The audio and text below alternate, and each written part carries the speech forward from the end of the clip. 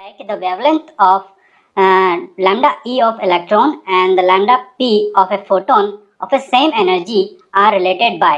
ठीक है, मेरे पास इलेक्ट्रॉन्स की वेवलेंथ है, मेरे पास फोटोन की वेवलेंथ है और उसने कहा है कि दोनों की एनर्जी जो है दोनों सेम है। तो दोनों की एनर्जी सेम होने की कंडीशन में लैम्डा ई और लैम्डा पी की क्या रिलेशन बन सकता है। मेरे पास ये ऑब्जेक्टिव है, मेरे पास कुछ ऑप्शंस हैं। ठीक है, 4 ऑप्शंस हैं। अब मैं सोल्यूशन की अगर बात करूं तो सबसे पहले हमको पता होना चाहिए जो इलेक्ट्रॉन है, इलेक्ट्रॉन के लिए डी ब्रॉगली की वेवलेंथ है वो क्या होती है, उसके फॉर्मूला क्या होता है। उसका जो फॉर्मूला होता है lambda equals to h upon under root m e two under root m e. मतलब कि ये जो फॉर्मूला है वो मेरा बेसिकली रिलेशन बता रहा है लैम्डा और जो एनर्जी है उसके बीच में। तो अगर मैं रिलेशन देखना चाहूँ तो lambda proportional to 1 upon under root E, और अगर मैं अंडर रूट को हटाता हूँ तो जो मेरा lambda E square proportional to 1 upon E होता है। ठीक है, ये तो हुई मेरी पहली इक्वेशन, फर्स्ट इक्वेशन। ये मेरी हुई पहली इक्वेशन। ठीक है, अब मैं बात करता हूँ दूसरी इक्वेशन के बारे में। दूसरी इक्वेशन मतलब कि लैम्डा, अगर मैं फोटोन की वेवलेंथ लिखना चाहूँ एनर्जी के फॉर्म में तो वो क्या होगी, lambda P equals to S C upon E. ठीक है, अब मैं अगर दोनों की एनर्जी को अगर मैं सेम कर दूं, मतलब कि जो मेरी जो लैम्डा पी है और जो मेरी लैम्डा ई स्क्वायर है, अगर मैं दोनों को अगर रिलेशन बिठाना चाहूँ एनर्जी के फॉर्म में तो क्या हो सकता है कि जो मेरा लैम्डा पी है भाई, जो मेरा लैम्डा पी है वो लैम्डा ई स्क्वायर के प्रोपोर्शनल होता है। मतलब कि जो मेरा ऑप्शन फर्स्ट है वो मेरा यहाँ पर करेक्ट है। ओके, अब दूसरा क्वेश्चन वो भी 2013 का ही क्वेश्चन था। उसमें कहा गया है कि for electric emission from certain metal the cut off frequency is nu if the radiation of a frequency two nu impedance on the metal plate the maximum possible velocity of the emitted electron will B.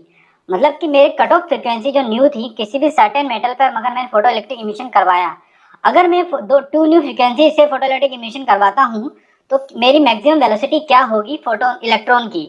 ठीक है, ये मेरे पास options थी। Options के बाद मैं देखता हूँ जो मेरा सोल्यूशन क्या हो सकता है। सोल्यूशन में सबसे पहले हमें पता होना चाहिए कि जो हमारी कट ऑफ फ्रीक्वेंसी है उसकी वैल्यू क्या है, न्यू है। अगर मैं वर्क फंक्शन देखना चाहूँ न्यू के रूप में तो वो क्या होगा, pi equals to h nu. ठीक है, अब मैं बात करता हूँ यहाँ पर आइंस्टीन की इक्वेशन की। आइंस्टीन की इक्वेशन क्या है, equals to kinetic energy plus phi, यानी कि phi is a work function. ठीक है, अब मैं यहाँ पर एनर्जी रखता हूँ, टू फोटोन की एनर्जी कितनी हुई, two h into two nu. ठीक है, अब मैं यहाँ पर मुझे वेलोसिटी निकालनी है, मैक्सिमम पॉसिबल वेलोसिटी, तो मुझे काइनेटिक एनर्जी का फॉर्मूला लिखना होगा 1/2 mv स्क्वायर। ठीक है, अब मैं यहाँ पर फाई की जो वैल्यू है एच न्यू, हमें पता है कट ऑफ फ्रीक्वेंसी पर जो वर्क फंक्शन होता है उसकी जो फॉर्मूला होता है, मतलब उसकी जो वैल्यू होती है वो एच न्यू नोट है। ठीक है, अब मैं यहाँ पर इसको सिंप्लीफाइड करूंगा, सिंप्लीफाइड मेरी एच न्यू को मैं इधर ले गया तो मेरे पास बचा है एच न्यू। ठीक है, अब मैं यहाँ पर दोनों को इक्वल कर देता हूँ। तो मुझे अगर वेलोसिटी निकालनी है तो मैं 2 को ऊपर ले जाऊंगा और m को नीचे, और इसका जो मैं रूट कर दूंगा। मतलब कि मेरा जो ऑप्शन कौन सा सही है यहाँ पर, मेरा ऑप्शन थर्ड यहाँ पर सही है। ठीक है, अब हम बात करते हैं यहाँ पर थर्ड क्वेश्चन की, जो कि 2014 का क्वेश्चन था, AIPM के 2014 का क्वेश्चन था। इसमें कहा गया if the kinetic energy of a particle is increase to 60 times its previous value. मतलब किसी पार्टिकल की जो काइनेटिक एनर्जी थी प्रीवियस से 60 टाइम इंक्रीज हो गई, the percentage change in the D Broglie wavelength of the particle. तो हमें डी ब्रोगली वेवलेंथ का परसेंटेज चेंज निकालना है। तो सबसे पहले हमें डी ब्रोगली वेवलेंथ का फॉर्मूला पता होना चाहिए काइनेटिक एनर्जी के फॉर्म में, तो वो होता है lambda equals to h upon under root 2 m k. तो फर्स्ट लैम्डा 1 मतलब कि प्रीवियस वैल्यू, मतलब कि लैम्डा 1 के लिए हमने पहले यहाँ पर फॉर्मूला लिखा है h upon under root 2 m k. अब हम यहाँ पर क्या करते हैं, मैंने जो प्रीवियस वैल्यू थी काइनेटिक एनर्जी की उससे 60% मैंने इंक्रीज कर दी है पार्टिकल के अंदर। तो अब मेरा जो फॉर्मूला होगा वो क्या होगा, लैम्डा 2 इक्वल्स टू, जब मैंने यहाँ पर के की वैल्यू 60 टाइम पुट करी तो मेरा जो लैम्डा 2 की वैल्यू बनी वो लैम्डा 1 की 1/4 निकली। ठीक है, अब यहाँ पर अगर मैं परसेंटेज चेंज निकालता हूँ तो परसेंटेज चेंज का जो फॉर्मूला है lambda 2 minus lambda 1 upon lambda 1 into 100।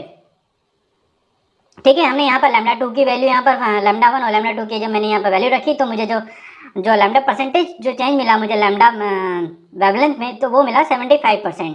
ठीक है, मतलब कि 75% जो मेरी जो वेवलेंथ थी, जब मैंने काइनेटिक एनर्जी को इंक्रीज किया 60 टाइम तो वो उसकी जो वेवलेंथ में चेंज आया वो 75% था, मतलब कि जो मेरा ऑप्शन 2 है वो यहाँ पर करेक्ट है। नेक्स्ट क्वेश्चन पे चलते हैं, ये भी 2014 का जो क्वेश्चन था, इसमें कहा गया है तो when the energy of a incident radian is increase by 20%, the kinetic energy of the photo electrons emitted from a metal surface increase from 0.5 electron volt to 0.8 electron volt, then find out the work function is. मतलब कि जब मैंने मेरे photon मेरे जब incident radian का जो energy थी उसको मैंने 20% इंक्रीज कर दिया, तब इस कंडीशन में जो मेरी काइनेटिक एनर्जी थी वो 0.5 से 0.8 इलेक्ट्रॉन वोल्ट पे चली गई। तब इस कंडीशन में मुझे मेरा वर्क फंक्शन निकालना है। तो यहाँ पर जो ऑप्शंस दिए हैं वो इस तरीके से हैं। तो हम सोल्यूशन की बात करते हैं। तो सबसे पहले हमें पता होना चाहिए वर्क फंक्शन, किसी मैटर का जो वर्क फंक्शन होता है उसको हम लिखना चाहें आइंस्टीन की इक्वेशन से, वो होता है कि kinetic energy equals to h nu minus phi. H nu यहाँ पर फोटोन की एनर्जी होती है, फाई यहाँ पर वर्क फंक्शन है। ठीक है, अगर मैं यहाँ पर पहली कंडीशन में जब मेरी काइनेटिक एनर्जी 0.5 इलेक्ट्रॉन वोल्ट थी और जो मेरा फोटोन की जो वैल्यू थी वो एच न्यू थी, तब यहाँ पर मैं पहली क्वेश्चन लिख सकता हूँ 0.5 electron volt equals to h nu minus five. तो यहाँ पे क्वेश्चन नंबर फर्स्ट है। इसी तरीके से जब मैंने 20% मेरी एनर्जी फोटोन की एनर्जी में एनर्जी इंक्रीज हो गई, तब उस कंडीशन में जो मैं काइनेटिक एनर्जी थी वो 0.8 इलेक्ट्रॉन वोल्ट थी। तो इस कंडीशन में अगर मैं इक्वेशन लिखना चाहूँ तो 0.8 electron volt equals to 1.2 h nu minus five. तो यहाँ equation number first and second से हम यहाँ पर फाइव की वैल्यू निकाल सकते हैं। फाइव की वैल्यू यहाँ पर आई है, five equals to 1 electron volt. ठीक है, अब हम बात करते हैं 2015 नीट 2015 के क्वेश्चन की। A certain metallic surface is illuminated with the monochromatic light of wavelength lambda। ठीक है, मैंने एक मोनोक्रोमेटिक लाइट जिसकी वेवलेंथ लैम्डा है उसको सर्टेन एक मेटेलिक सरफेस पर इल्यूमिनेट किया।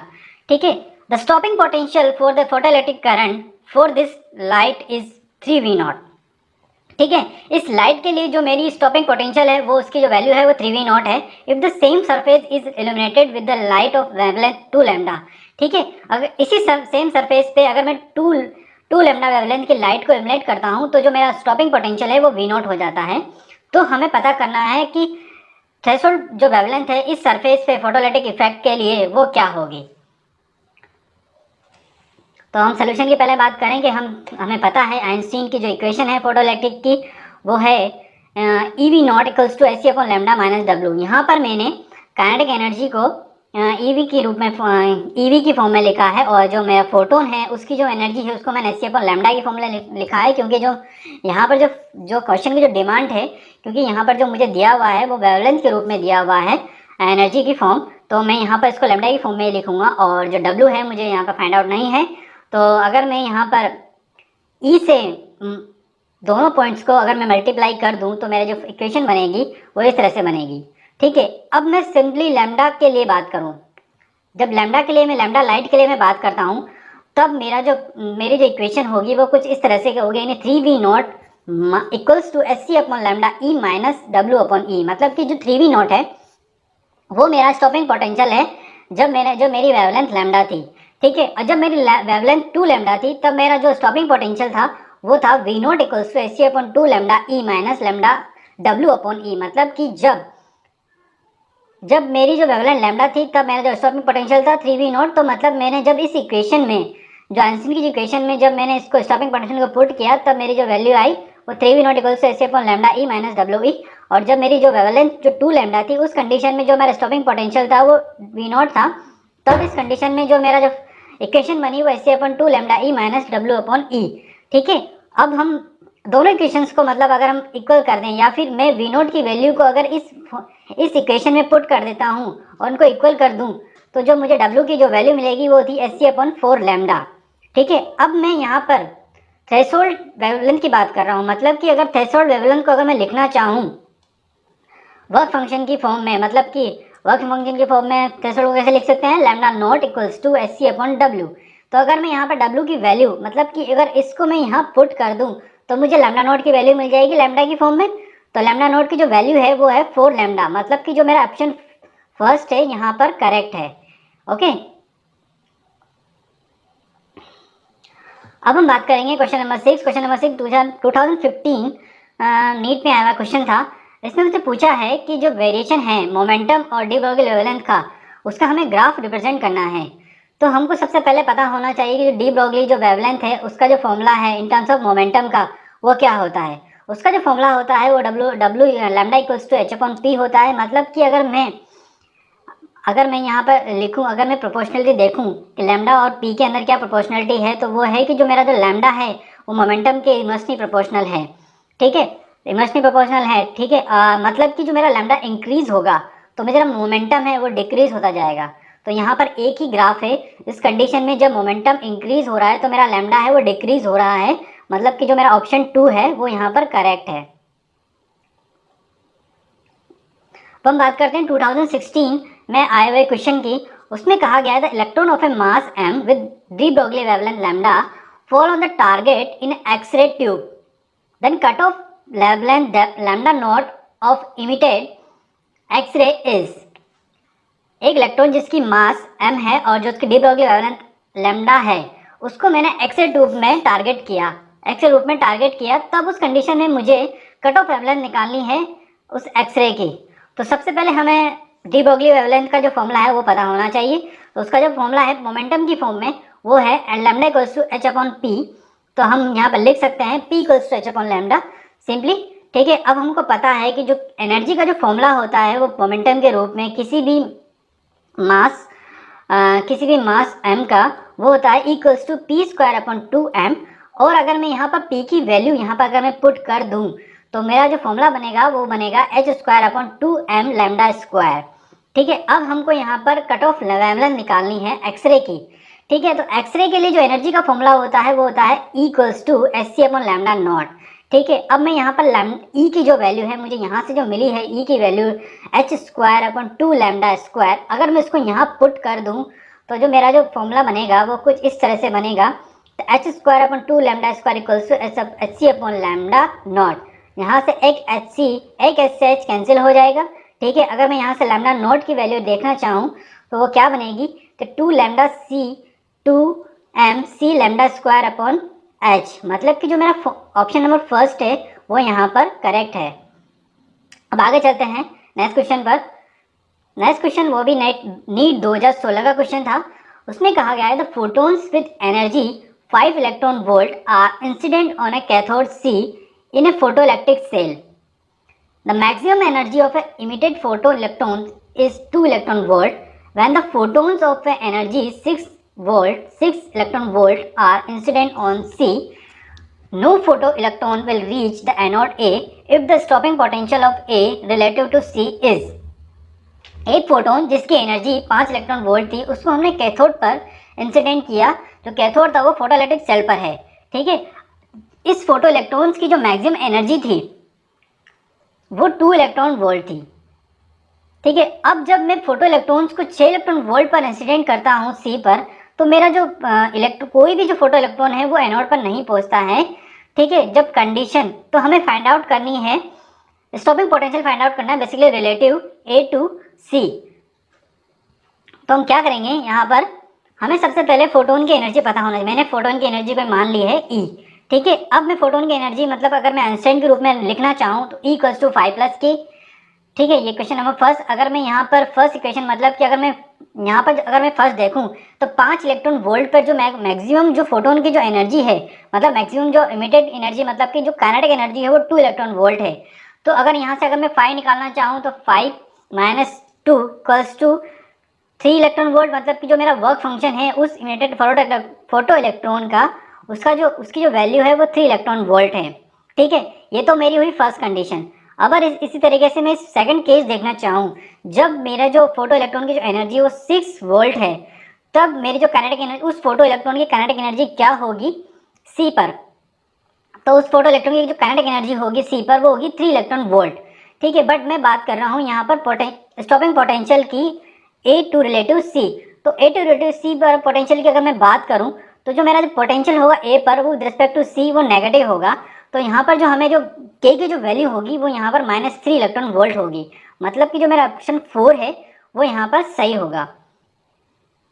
अब हम बात करते हैं 2017 के नीट के क्वेश्चन की। बहुत ही सिंपल क्वेश्चन था कि the D Broglie wavelength of A neutron in A thermal equilibrium with heavy water at a temperature T and mass m। तो सबसे पहले हमें यहाँ पर जो काइनेटिक एनर्जी है वो न्यूटन की, वो सबसे पहले पता होनी चाहिए। तो सबसे पहले हमें काइनेटिक एनर्जी न्यूटन की पता होनी चाहिए, वो है kinetic energy equals to 3/2 kT, जो हमें थर्मोडायनेमिक्स में ये चीज़ हमें पढ़ी हुई है। ठीक है, अब हम बात करते हैं यहाँ पर इन जनरल फॉर्म में जब काइनेटिक एनर्जी लिखते हैं वो क्या होती है 1/2 mv²। ठीक है, अगर mv² को अगर मैं m से मल्टीप्लाई करता हूँ तो मैं यहाँ पर मुझे मोमेंटम का फॉर्मूला मिलेगा। इस मोमेंटम के फॉर्मूले को अगर मैं यहाँ पर डी ब्रोगली वेवलेंथ के मोमेंटम वाले फॉर्मूले में पुट कर दूँ तो मुझे क्या फॉर्मूला मिलेगा, जो डी ब्रोगली लैम्डा वाला फॉर्मूला क्या है, लैम्डा इक्वल्स टू h/p। तो p को अगर मैं यहाँ पुट कर दूँ, मतलब कि जो p है अगर मैं इसको यहाँ पुट कर देता हूँ तो जो मेरी वैल्यू होगी h/√2mke होगी। ठीक है, अब हमें पता है कि जो थर्मल न्यूट्रॉन है उसकी जो काइनेटिक एनर्जी होती है इक्विलिब्रियम कंडीशन में वो होती है 3/2 kT।